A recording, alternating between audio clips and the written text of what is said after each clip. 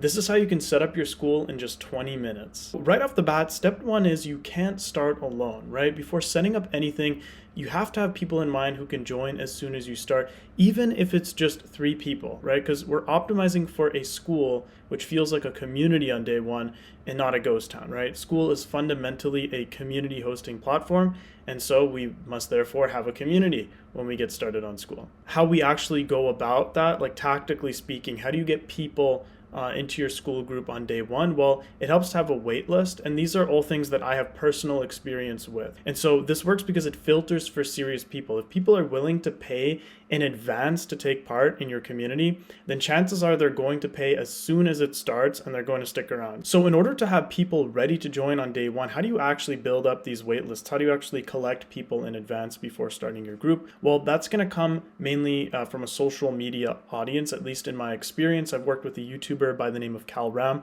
for 3 years now, and all of his Skool traffic came from YouTube. And to be clear, you don't have to be a massive YouTuber. So Cal Ram at this current point in time has around 35,000 subscribers. When we first started working together 3 years ago, he had closer to around 20,000, and he still managed to be very successful on Skool given those numbers. If you have a free or low barrier to entry community and you have a social media audience, then you're almost guaranteed to start off at a good pace with your community. And some examples of this with communities that I've had experience with. So Legion was low barrier to entry, I think like maybe $5 or $10 a month. And so we had hundreds of members join on day one. And the same goes with the Avatar Brain State Meditation School, which again was like somewhere in the neighborhood of like $5 a month. So by funneling his social media audience to these about pages, typical day one looked like anywhere between 70 to 300 plus members joining immediately. So that's big picture how you get members into your group on day one and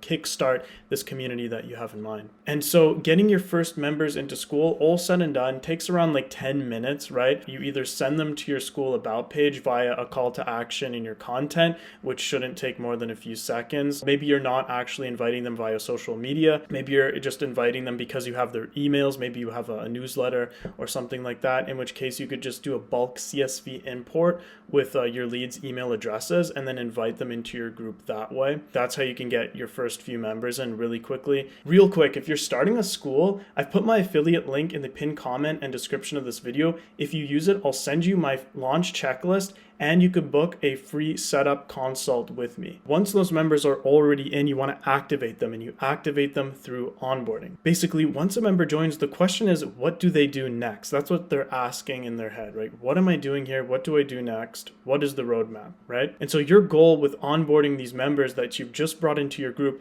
is to reduce any confusion they may have as to what's going on, make them get some early wins in, and of course prevent churn. And so to address the idea that onboarding prevents churn, the reason for this being is that churn usually happens when members feel overwhelmed. They first join, maybe Skool is a new platform for them, they don't have any idea what's going on, there's lots of courses, lots of posts, lots of things to do, but they don't know where to start. Because they don't know where to start and there's analysis paralysis, well, they don't get started. And when they don't get started, well, they feel as if they never got the value out of this program that maybe they paid for. And that's not because the program itself wasn't valuable. It's just that they didn't know how to engage with it, or maybe they didn't even engage with it at all because they didn't know where to start, right? And that's the importance of activating your members once they join. And that's what onboarding is all about. So here are the onboarding tools that you can use in Skool. So there's an auto DM plugin. That's a fancy way of saying that Skool will automatically send a custom DM that you create to any new member who joins. And within that DM, you can give them some instructions in the form of text. You can also have a start here post, which is just like a pinned post in your forum feed, which explains what they do once they join. A start here course, which within the classroom of Skool itself, they could go into a course, and again, you can have instructions there as to what they're supposed to be doing once they join. You can have an onboarding video, which is built into Skool as well. There's an onboarding plugin, which you can get set up with. And last but not least, an onboarding call, which can be one-on-one with a member or one-to-many in a group setting, or any combination of the above. So you don't necessarily need to pick just one of these things to have as an onboarding vehicle within your community. You can choose any number of these combinations. And so here's an example of Crusade Games, which is a community that I currently work in, and the onboarding stack that Crusade Games has. So we use a combo of an automated DM in Skool, a Start Here course, an onboarding video, and a one-on-one onboarding call. And so the question is, why not just choose one of these options, right? Why all these touch points? Because a DM plus, I wrote post here, but I really meant Start Here course, plus video plus live call equals a higher chance of activation. And a higher chance of activation means that there are less chances for new members to slip through the cracks when they first join. Ultimately, there are multiple different stages at which they could miss a message or they just overlook something. That's why you want to have sometimes multiple onboarding or activation touch points. That way, if they forget something, there's always something else that's there for them to see and therefore get onboarded with. In my opinion, after spending 3 years in Skool, it's been a long while. And so I've had quite a lot of experience in terms of launching groups and figuring out what works and what doesn't. And the highest leverage onboarding or activation tool, in my opinion, it's got to be one-on-one onboarding. And if you can't do that because of just, supply reasons, maybe there's just way too many members in your group, maybe you have hundreds of members joining every single month, completely understandable. If you don't have the team for it, well, you just simply can't do one-on-ones with everyone.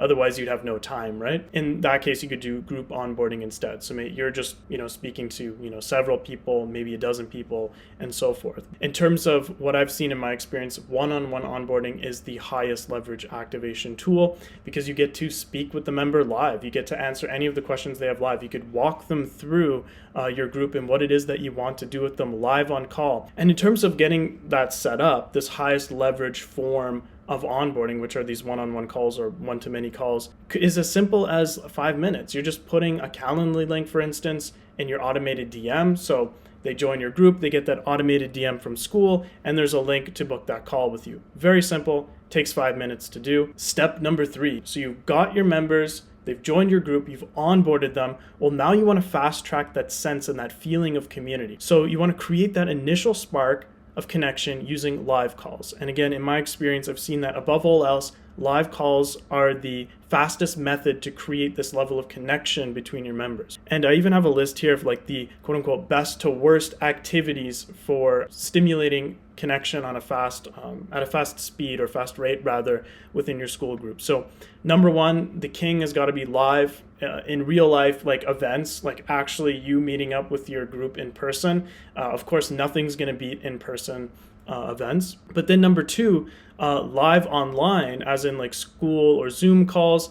That's the next best thing. And so that's what I'm referring to when I say live calls. And we polled our members.